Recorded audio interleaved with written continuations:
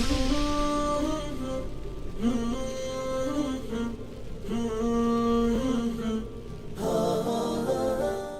alhamdulillah, wassalatu wassalamu ala rasulillah wa ala alihi wa sahbihi wa man walah. Amma ba'd, we continue with the tafsir of Surat Luqman alayhi salam. And last week we went through who he was and about the gratitude that a person should have when Allah Azza wa Jalla blesses him with a blessing, especially the blessing of wisdom. And subhanAllah, it's not my intention to go through so slowly. It's not my intention, but subhanAllah, what we need to do with the Quran is ensure that we make it applicable to our lives. And the reason Allah Azza wa Jalla sent down the Quran is for our guidance. As we mentioned from the beginning of the surah. Hudan wa rahmah. This is a guidance and a mercy. This is a guidance and a mercy for the muhsinin. Those who want to be people of good.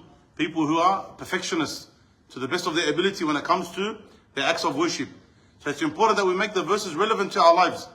And sometimes you can go through a very surface understanding and you can go through a translation and you will get what you want if a person wants to go through quickly. But again, it's not our intention, but sometimes you need to expand and you need to branch off into matters which the verses are alluding to. Maybe it's talking about this particular topic with this particular wording, but then that also includes all of these other things. And unfortunately, one of the things that we lack a lot of as an ummah and a community is knowledge. The more knowledge a person has, the easier their life becomes. And this is one of the things that we struggle with, whether it's in business, whether it's in marriage, whether it's in raising children, whether it's in our tawheed, whatever it may be. We lack knowledge. And that's why we need to take the opportunities when we do have a chance to teach, especially in a setting like this, where it's a little bit more of an academic setting, that we go through and we expand where possible. And then the people, when they are giving da'wah to others, they are able to summarize. And now when you are going, for example, and you're speaking, maybe to a relative of yours or a friend of yours, who maybe is falling into one of the issues that we are mentioning. You don't have to explain a particular matter for half an hour, 40 minutes to him. But maybe you take what we said, one part of it, you can explain to him in 30 seconds. Yeah, you have YouTube shorts and little TikTok videos and all of these little things that a lot of people find that they have a connection to. And then mashallah, the views can be in the hundreds of thousands, in the millions. But as a student of knowledge, this is not what you want. That's not what you want. You don't want that 30-second hit. You don't want that 40-second hit. You want the entire lesson that it was taken from. Because that's what's going to build the person. The other stuff, if the layman, that's all he can handle, that's all he needs, that's all he wants, that's a different story. But for us, we want something higher and better than that. We want, if we had the opportunity and we could study tafsir every single day and we're going through multiple hours, wallah, we'd be maybe discussing a particular matter. But now, almost every single point we need to discuss, we need to get to the foundational principles of it. When you begin any new series, how much time is spent in the introduction just talking about principles and how to understand the topic or the book that you're going to go through. When it comes to tafsir, especially these types of surah that are talking about different matters and have different advices, you're now establishing a point for all of these different verses. And then you're branching off into that topic. And this is how we broaden our horizons when it comes to knowledge, and our understanding becomes stronger. We have more of a connection with the surah, and it makes your summary to others easier. When you get to give da'wah to others, it becomes easier. And some people, they struggle with that expansiveness sometimes that a person goes off. When they explain one verse and they go on it for a while, and they talk about different matters, you may struggle in the moment. But subhanAllah, from the blessings is that sometimes when you're giving da'wah to someone, automatically you find that you've retained something. Automatically you remember an example that was given, a verse that Allah spoke about in the Quran, a hadith that was mentioned from the Prophet ﷺ, a story from one of the scholars, or a relevant story nowadays, etc. Things become easier for you and it comes naturally without you even knowing. So yes, you may be sitting for 45 minutes, 1 hour, whatever it may be. Sometimes one verse or two verses, and you think that you didn't retain as much as you would have liked, but all of it is being stored. All of it is being stored, and sometimes it's like a trigger that brings out that piece of information when you give it to someone else. We do live in an age where everyone does want everything very fast, at their convenience, but this is not how knowledge is sought. This is not how knowledge is sought. You won't get much knowledge with that, and this is not that setting. This isn't the setting of a general lesson, or it's not the setting of a short reminder after salah. This is where we expand a little bit. Again, this is not my intention, subhanAllah, but this is the reality. Allah musta'an. My apologies. Allah says, وَإِذْ قَالَ لُقْمَانُ لِابْنِهِ وَهُوَ يَعِظُهُ يَا بُنَيَّ لَا تُشْرِكْ بِاللَّهِ إِنَّ الشِّرْكَ لَظُلْمٌ عَظِيمٌ. And when Luqman said to his son, as he was advising him, Ya bunay, la tushrik billah, inna shirka la dhulmun azim. Verily, do not associate partners with Allah. Verily, shirk, associating partners with Allah Azza wa Jal, is a great oppression. Something like this one verse, is going to branch off into so many different topics. Okay, and we'll try and again keep it as under control as possible. But we'll take what we can from means of benefit, as alhamdulillah we're not in any hurry.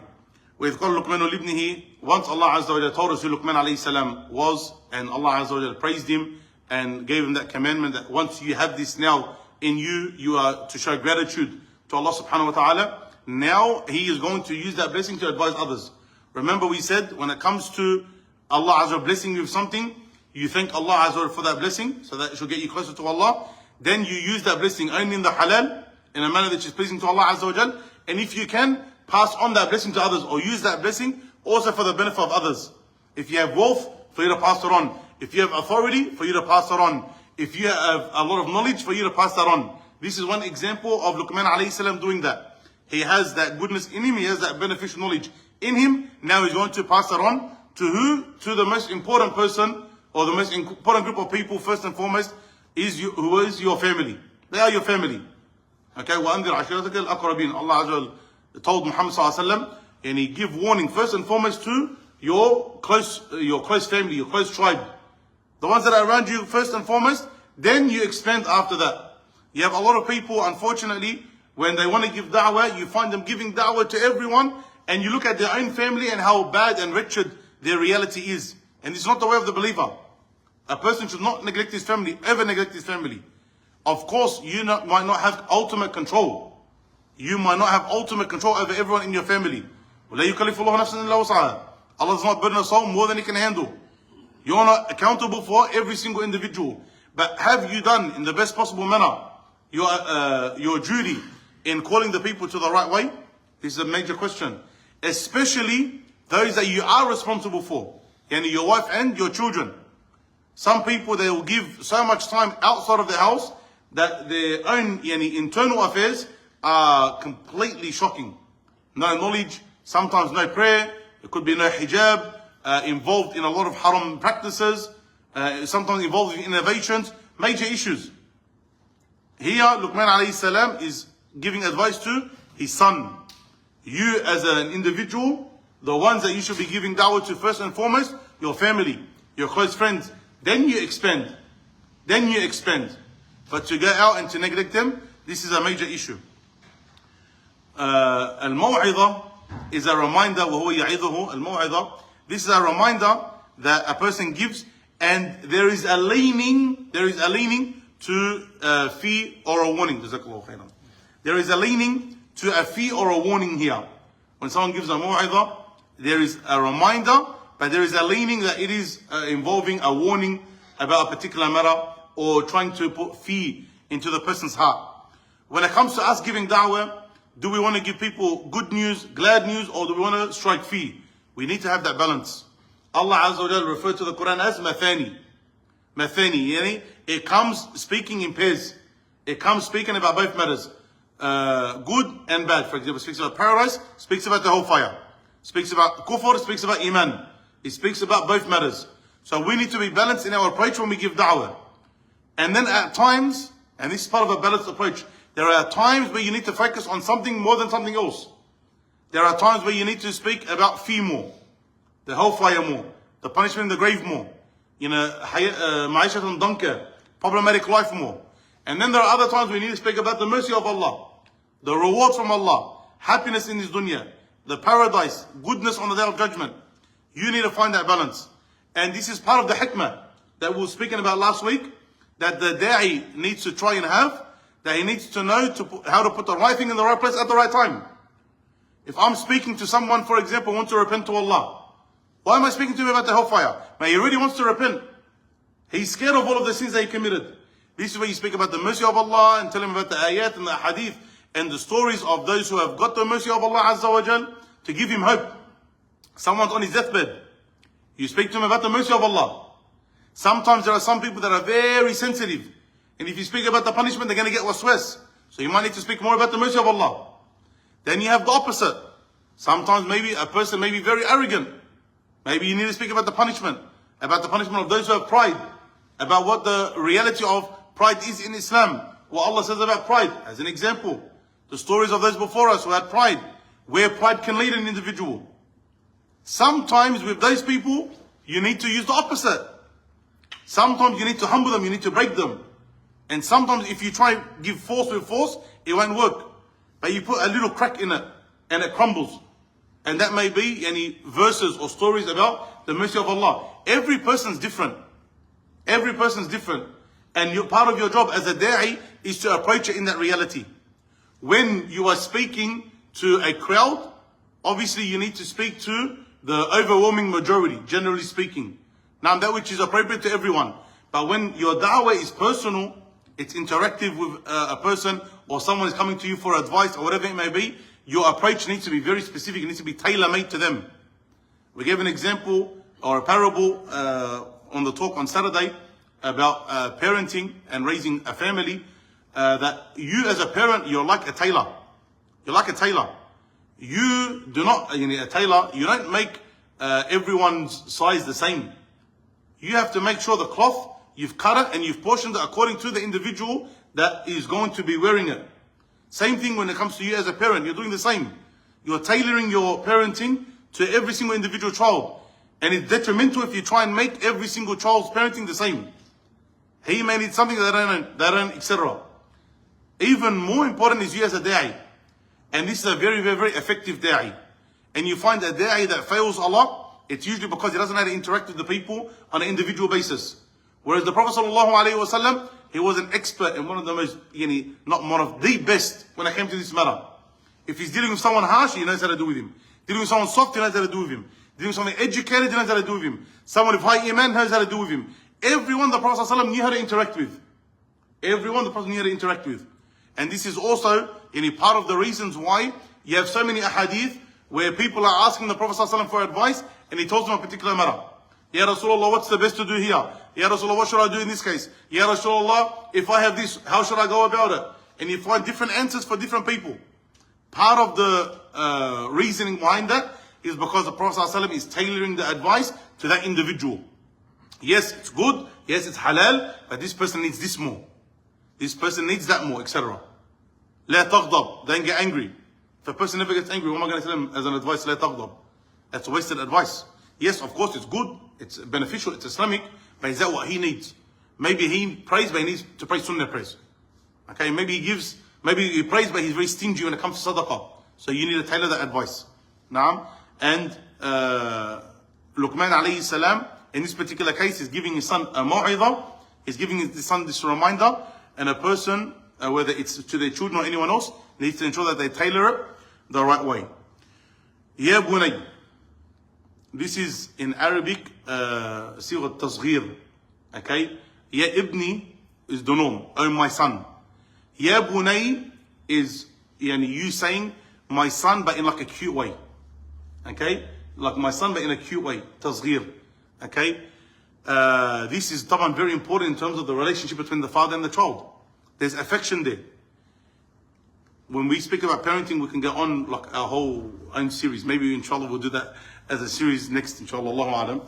Now, but parenting, Saad and I on our way, on our Tuesday night, rounds to here from Liverpool to Bankstown and then to here and then home. Maybe half our conversation about parenting and the issues that causes. There is not one issue that I've dealt with except that the root goes back to parenting. Whether it's like matters of excellence, tabarakallah, excellent parenting. Or it's a matter of bad, whether it's anger issues, stinginess, it could be a matter of social awkwardness. Doesn't matter what it is, matter of pride, whatever it is, same thing, the matter goes back to parenting. Whether they parented wrong, they instilled the wrong things, you're from this family, don't let anyone talk to you in any particular way, make sure people know who you are, blah, blah, blah, blah, blah, hold a certain reputation, and it leads to pride. Or, for example, they were never taught how to be generous. When you go visit people, you do this. When you get engaged, you do this. When you get married, you do this. When you go to your friend's house, do this, etc. They were never taught that. Or it could be, for example, how to deal with people. their parents never interacted with others. They just stayed at home the whole time. So that child doesn't know how to be in a social setting. He doesn't know how to shake hands, he doesn't know how to sit, he doesn't know how to talk. So he's got a social awkwardness. All of this, again, to take it back, where does it come? Where does it stem from? Childhood and the parenting. Sometimes maybe a person didn't have parents, didn't have a father, didn't have a mother, and that led to a problem. The point is, parenting is extremely important. Parenting is extremely important. And you need to ensure that you as a parent are an active parent. Whether you're a father, you're a mother. The main job, especially at a younger age, stubborn is in the hands of the mother. This, no person with deen or intellect is going to neglect or is going to reject. But that doesn't mean the father's involvement is not there. You have to be involved as a father. The mother can take the children to a certain level, then the topping on top is the father's role, especially at a younger age. But then as the children get older, the father's role needs to become more active for the boys and for the girls. Otherwise, there can be, again, major issues. Disrespect, lack of respecting authority, not knowing how to interact as an adult, not knowing lines, parameters, boundaries, etc. All of this you're responsible for. And what you instill in your child, that's usually how they're going to become. And part of the things that bring that connection with the child is the affection that you have at a young age. The affection that you have at a young age, they're going to know they're safe with you. And they have an emotional connection with you. And so when you speak, my dad is speaking out of love. Not because he's full of pride, not because he's got a reputation to uphold, not because he's an angry man that came back home because he's stressed from work and wants to bash us. No. My father actually cares for us. Why are you laughing at Mashloush? Is that what used to happen to you? You can talk, it's a safe space. Is he alright? Is he alright? Not because of these reasons, but because my dad actually cares for me. And this is the type. Ya bunay. This is showing affection. You remember the man who came to the Prophet ﷺ and he seen adults kissing their children, and I've never kissed my child, he said to the Prophet ﷺ. I've never kissed my child. And this was not something the Prophet praised. He was looking at it like, this is us and us being strong and rough. I've never kissed my child. The Prophet ﷺ didn't praise that. The Prophet did not praise that. Now, rather he mentioned the opposite, the Rahimun, this is from Rahmah. The ones who have mercy, Allah has mercy upon them. And what can I do for a person whose the mercy has been ripped out of his heart? So there needs to be that affection with the child. Yes, there's time for discipline, but especially in the younger years, there needs to be that affection. Now, I'll finish off with the famous statement of the Salaf. Play, muck around with your children for the first 7, the first 7 years. You should be building that relationship. They're happy with you, they're comfortable with you, there's mucking around, etc. Some parents are very strict, even in that 0 to 7 years old. This is wrong. Sometimes, let's say I'm there, and they say they want their children to always pray. But then they start to say, oh, yalla, come on, you have to pray quick, the Shaykh is waiting. And I look at them and I'll tell them, if they're, for example, Arabs, I'll tell them in Arabic, I'm like, what are you doing? Why are you forcing the child to pray? The Prophet ﷺ told you, start when he's 7. Let him see you now. Let him see your actions. But he doesn't understand the importance of prayer.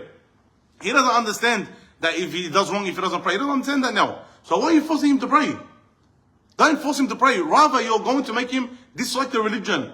Because in his mind, it's just about fun and games now. He doesn't understand right and wrong, etc. So let him play. If he comes from his own self and he wants to pray, no issue. But okay, no problem, stand here, mashallah, good boy, etc. But to force him, this is a problem. So sometimes some parents think that they're doing good by being strict on their children at this age. No, it's not the time for it. Now it's relationship building. Then they would say, then teach them for the next 7. So from, again, approximately 7 to 14 years old, now it's time to teach. This is the time where you ensure that you are instilling in them the right things. This is how to be, this is right, this is wrong. And you need to be present in that, not just verbal. Like what, my favorite saying when it comes to raising children, children listen with their eyes. Children listen with their eyes. That was a bad word, don't say it. But all they hear from you is the F word. As an example. Now how's your child not going to say it? Even if you told them 100 times that it's wrong, they're going to say it. That's what they do. You're disrespectful to their mom, or you cheat in work, or you never visit your parents, or whatever it may be. They're going to say that. You say, oh, you have to be good to your parents. But then your child says, but you never even see your Taita and Juddo, my Taita and Juddo. They never even go to their parents' house. What do you mean, be good to your parents? They might not say it to you because they're scared. But it's all registering. Now, so you need to make sure that you are doing what's appropriate, verbally and physically. And you need to be around them, you need to teach them. Take them to sport. They fail, they're scared. You assist them. Put them in activities. At this time, from 0 all the way to 14, you are everything to the child. You are everything to the child. So, whatever you say, it's correct. Whatever you say, if you were to tell them now, the sun is your cousin's ring, he flew up in the sky, they'll believe you. Okay, it's a light bulb that's connected to electricity in the garage, they'll believe you. Now, after that, after this time, naturally they rebel. It's part of their nature. Now they'll rebel. They will rebel against their parents, they will rebel against cultural norms. They'll rebel against these two. Where do most parents make a mistake? 0 to 14 they neglect. Why? Because the child's just going along with them. They don't care, they'll do whatever. Then when they get over that 15, 16 years old, the child starts to rebel, now they want to get involved. If a parent gets involved in their child's life, 15, 16, 17 years old, guess what? It's finished. Your chances of actually changing or assisting that child are 0 to slim. Very, very, very hard for you to change a child after that. And this is the majority of people, mashayikh, counselors, whoever it may be, that get calls about their children. This is the problem. 0 to 14, they were neglected. Now, when they actually see the effect of that neglect, now they're saying, oh, why isn't my son listening to me? What happened to him? Oh, he must be hanging out with bad friends or whatever it may be. They'll blame the whole world except for them. Now, don't even blame their mother's side. He's not listening because of his mother's side. Now, they'll blame the whole world except for them. No, you need to understand that this is a reality. If your 7 or 8 year old child, you neglect him now, but mashallah, he's still a very good boy, that's because that's part of his nature. It's part of his nature. But you neglect him now, you're setting himself up for bad in the future. Okay? So be very careful of this. So the 0 to 7, play, muck around the children. 7 to 14, teach the children. After that, for the next 7 they'll take, befriend your child. You've done the work. You've done the work. Now it's time to keep that good connection. Muck around, teach, take them to work, take them places, give them a little bit of freedom. Befriend your children at that age. Why? Because their nature again is to rebel. Don't give them a reason to rebel. One piece of advice I gave one of the brothers, and he found it very beneficial, and inshallah any others do too, is when your child gets to that age, 15, 16 plus age, speak to them like you would speak to a stranger. Speak to them like you would speak to a stranger. The cup's bigger, but the coffee is still small. Which is what we want. So no one says I'm a munafiq because I say you shouldn't have coffees in big cups like that. That's only if it's full. If it's half, no problem. If you are going to give advice to your child who's at that 14, 15 plus mark, speak to them like you'd speak to a stranger. Don't speak to them like you speak to your son anymore. When your son is, for example, 8, 9, 10 years old, and he doesn't listen to you, you can give him warnings, for example. You can use harsh words. Who do you think you are? Don't talk to me like that. I'm your dad, for example. Sit down, shut up, don't move. I'm not saying it's the best parenting tactic, but I'm saying it'll work. It'll work at that young age. When your child, for example, 16, 17, he's got a bit of testosterone in him, he's got a little bit of life experience, his mind works by itself now. You tell him, sit down, I told you, don't speak. Now he understands, I can take on my dad maybe, I can take on my mum, I can leave the house, I can go get a job, I've got people that will look after me, I've got mates, I've got followers online, I've got whatever I need for me to be independent from my parents. And then I understand proper consequences. So you tell him, shut up, sit down, and he tells you 1, 2, 3, 4, 5. And it's happened a lot. And now you're fighting, like two rams. Who's going to headbutt the hardest. And at that stage, he's got a harder head. It's not going to work. Okay, it's not going to work. And then even if he does shut up and he sits down, he's not going to respect you. He's going to be having a broken relationship and going to be plotting and planning how he can move away from you aslan. He doesn't want to be next to you at all. So be very careful not to make that mistake. And then after that, they say, let them be. Because you should have done already all of the work. Naam. This is very important. And this affection is shown in the statement, Ya bunay, la tushrik billah. The first piece of advice, which is the most important piece of advice a person can give to anyone else, beginning with tawheed. La tushrik billah, do not associate any partners with Allah. when we give advice to anyone, you need to begin with the greatest of priorities. And that is Tawheed. The strength of a person's Iman is going to be dependent on his strength in Tawheed. If he understands who Allah subhanahu wa ta'ala is, he understands why he's created, he understands the hereafter, he understands that I need to listen and obey, he understands Muhammad sallallahu alaihi wasallam was sent for this reason, and he follows that, his deen is going to be strong, very strong. Everything else he will accept automatically. But if he doesn't accept this, then he's going to have major issues with his Iman. He's going to have major issues with his Islam. And so we always advise everyone to start with Tawheed. How does a person, for example, say, I know hijab is fard, but I don't wear hijab. I know I have to pray, but I'm not going to pray. I know the Quran is good for my hereafter, but I can't be bothered learning how to read it. How does a person say things like that? It's because they haven't understood the reality of their Tawheed. If they understood that, then there's no way they would be saying statements like that. There's no way they would say it. Even when you advise a person, for example, to pray sunnah prayers, or to come to the masjid, inshallah. Is it haram? Is it haram if I don't? For example, that reaction. Why did they say that? Because they haven't understood properly their Tawheed. They haven't understood properly their Tawheed. If they knew that they were created for the worship of Allah, and that when Allah is happy with you, you get all of these blessings, and that you worship that Lord, then the hereafter is even greater and better for you, then they wouldn't have a problem with it. They wouldn't have a problem with it. The worst case they would say, make dua for me, may Allah make my affairs easy. Inshallah Azza wa Jal, I'm trying to get. That's the worst case they'll say. The point is, you start with Tawheed because that's the most important thing. Then what do you start with Tawheed? This is where some people make the mistake. We don't want to go into the intricacies of Tawheed. Asma wa Sifat, the differences between the groups. We don't need to go into the intricacies. Again, you need to have that wisdom. If I'm speaking to someone with all due respect, who dropped out in year 8.5, okay? Some of the boys looked.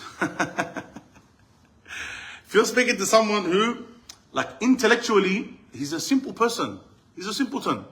1 + 1 = 2. Jazakallahu khairan. I'm alive, I worship Allah. That's my Tawheed. That's my Tawheed. Why do I need to get into the intricacies of Asma wa Sifat? Or deep manners in philosophy? Why? Some brothers, a person wants to become religious, the first book they want to hit him with is Al-Wasitiyya. You have to have strong Tawheed. Yes. So we're going to study Al-Wasitiyya. Why? Why get into that? He already believes in Allah, the 100% the Salafi way. Why get into the intricacies? Now someone, mashallah, has been religious for a while, he wants to learn about these things, he has questions about it, I can explain it. I don't need to do a series to explain to someone Asma wa Sifat. You can give him 15 minutes to understand how to take Asma wa Sifat. 15 minutes, yani, and answer it perfectly. Maybe he might need another 15 minutes to understand the differences between group A and group B. Maybe. But you explain it to him not in in-depth detail, just very surface, a very surface explanation, in order for him to understand, for him to worship Allah correctly.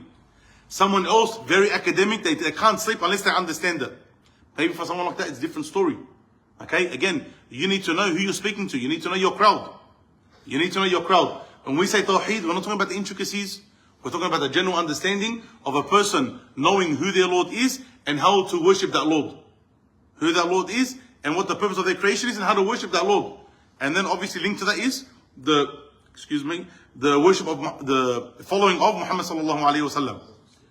Now, and the worshiping of Allah through the sunnah of the Prophet Muhammad sallallahu alaihi wasallam. These two things going hand in hand, this is what's going to assist you. Tayyib. Part of understanding obviously your Tawheed is to understand what goes against your Tawheed. What goes against your Tawheed. So, your child, when you're explaining here, is already muwahid. He's already believing in Allah. So you need to give him the warnings of what not to do. He knows how to worship Allah. Now make sure you don't associate any partners with Allah. La tushrik billah. Don't associate any partners with Allah. And this is going to assist a person, whether it's the theoretic stuff, and you don't make dua to anyone besides Allah, etc. Or even the practical stuff. As now we live in Australia, your children will see things that go against the religion. Now things like Christmas and Easter, they'll see they're openly done, openly celebrated. It's understandable, we live in a non-Muslim country. Now, so you need to teach your child why we don't celebrate that. Part of not celebrating that is for them to not glorify it, not to feel that close connection with it. And if your son or daughter is watching Christmas movies and Santa Claus is the best guy, When they get to the shopping center and they see Santa Claus, what are they going to want to do? Naturally, their children. Oh, Baba, can I take a photo with him? Now, and they're going to want to go. Yani, adi. It's normal. Because you've instilled that in, the love of that in their heart. Even though they don't understand the shirk aspect of it. But you've now belittled that kufr in their heart. Whereas if you were to say, this is not what we do because of reasons 1, 2, 3, 4, 5, and they don't watch that stuff in the first place, when they see it, they'll understand it, but they won't have that deep connection to it. They won't have that deep connection to it. Now, so they see it, yani, some children, in case the Daily Mail takes this part out and does something with it. Once there was a child, the parent told me that they were in the shopping center and Taban, there was Christmas decorations. So the child screams out, Christmas, ew. Because haram, like they say, shh, like, shh. Naam, we don't celebrate it, calm down. Pure tawheed, Allah barik in the child. Now, yani, again, obviously there's what's suitable, what's not suitable, and what's appropriate, what's not appropriate. But again, there's no love instilled for these matters in the heart of that child. Oh, can we take photos, etc. Now, same thing with Easter. If you fill your cupboards up with Easter bunny chocolates and Easter eggs, or you're one of those people, Sheikh, I don't do it for Easter, just because after they're like 10% of the price that they're originally, and they taste the best, Sheikh. They're special. If you're that type of person, your child's gonna love, because they open up their cupboard and saying, فعلا, like there was a river of chocolate that flowed from the heavens. They're gonna love Easter. They're gonna want Easter to come back every single year. Now, because you've instilled it in them through your practical actions. Now, so matters of shirk, we stay away from.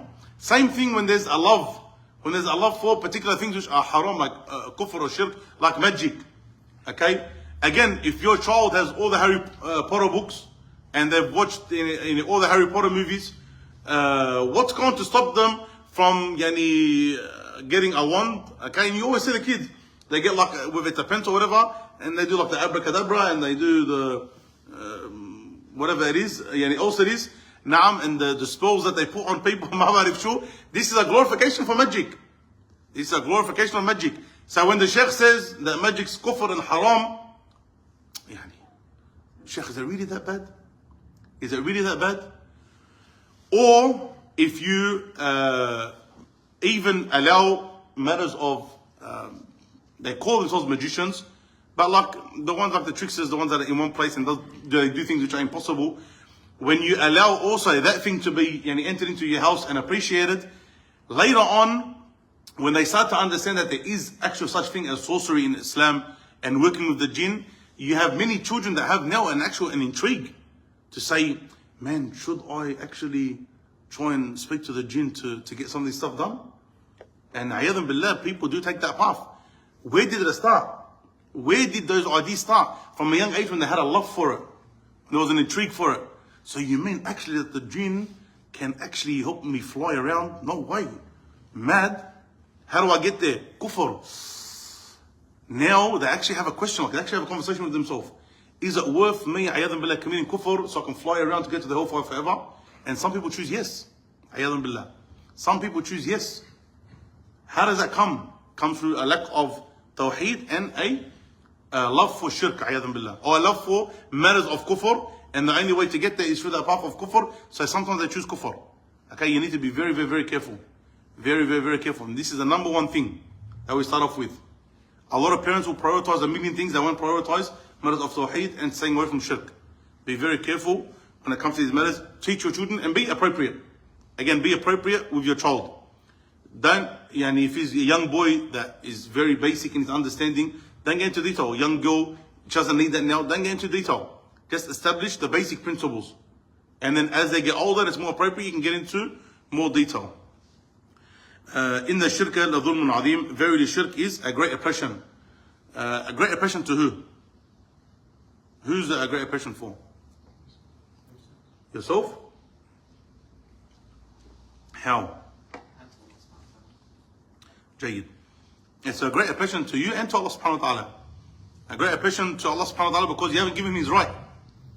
Allah Azza wa Jalla deserves to be worshipped. So when you associate a partner with him, you've oppressed him. Now you've oppressed him. By not giving him his right, which is to worship him alone. This is Haqqullahi ala al-ibad. Haqqullahi ala al-ibad. The right of Allah upon the slaves, that we worship him and we don't associate any partners with him. If you do that, what's your right upon Allah? That he enters you into Jannah. That he enters you into Jannah. And how are you oppressing yourself?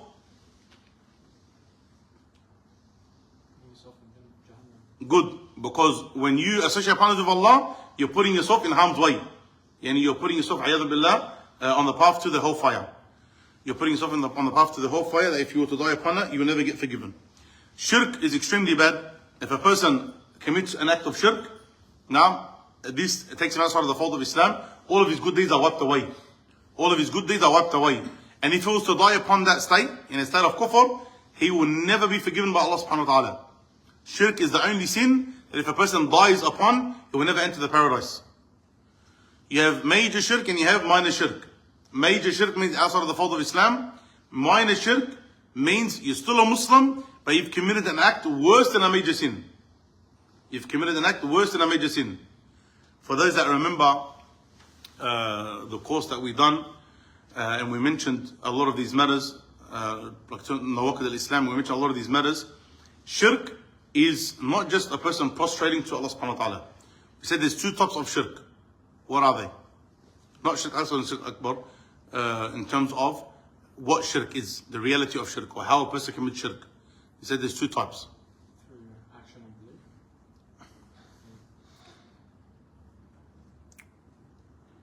belief. Two different types of shirk. What are they? What is shirk? If you want to does not give me a translation, don't say associate partners with Allah subhanahu wa ta'ala. Someone said define what shirk is. What are you going to say? To give the qualities of Allah to the attributes to someone else. Okay, this is one type. One type is to give something that belongs only to Allah to someone or something else. Like for example, Allah Azza wa Jal is the most merciful. You say, nah, someone or something is more merciful than Allah. Or Allah Azza wa Jal creates. You say, nah, this other thing creates also. Allah Azza wa Jal, He has ultimate affairs over all matters. Not that other thing also has control in the universe. This is one type of shirk. The other type, to give something that belongs only to Allah, or to direct something that belongs only to Allah to other than Allah, like an act of worship. This from you to Allah, yani, should be only to Him, like your prayers. You can only give that to Allah subhanahu wa ta'ala. So when you give that to other than Allah, like you pray to someone or something else, this is shirk. So it's giving something that belongs only to Allah to other than Allah, like for example that He is the creator, say now something else creates also besides Allah, this is a matter of shirk. Or to direct something that belongs only to Allah to other than Allah, like for example your praise, okay, or your dua, or your sacrificing, etc. So this is what shirk is. Now you may have something which is along that path but doesn't reach that level, like for example the blue eye. The blue eye, shirk akbar, shirk asghar, and why? Why? Because you still believe ultimate powers with Allah. You just believe that through this Allah will protect you. Very good. The blue eye, why is it shirk? Because a person is saying that something protects besides Allah. Something protects besides Allah. Is it shirk akbar or asghar? We say asghar. Why? Because they believe the one who protects is who? Is Allah. But they believe that He protects through this blue eye. We say to them, did it come in the Quran or Sunnah that this protects? No. Can you scientifically prove that this protects? No. So that means it's an innovation, which means it's yani shirk, ayadhan billah, in this particular case. But it's not shirk akbar. Why? Because you believe the ultimate protector is Allah. But if they believe that it protects in and of itself, with or without Allah's permission, then that would become shirk akbar. Okay? We continue, we stop. What time did we start? I was trying to look here. How long have we been on for? 40 minutes? Did you say next week? Who said next week? One more? Uh-huh. Inshallah. Tayyib, we'll go to the next verse. Whether you get jumped outside or not, that's not my fault. That's got nothing to do with me. Allah subhanahu wa ta'ala says, وَوَصَيْنَا الْإِنسَانَ بِوَالِدَيْهِ حَمْلَتْهُ أُمُّهُ وَهْنًا عَلَى وَهْنٍ وَفِصَالُهُ فِي عَامَيْنِ أَنِ اشْكُرْ لِي وَلِوَالِدَيْكَ إِلَيَّ الْمَصِيرُ. This is a big one, man. It's kind of later. It is, but this one and the next verse are going to be connected, and there's also certain things I want to mention, I want to expand on that, because it's not just about goodness to parents. What about if your parents are bad? How bad can you be? So we're going to get, we'll leave it to next week, inshallah, azza wa jal. هذا والله أعلم. صلى الله على محمد وعلى آله محمد صحبه أجمعين.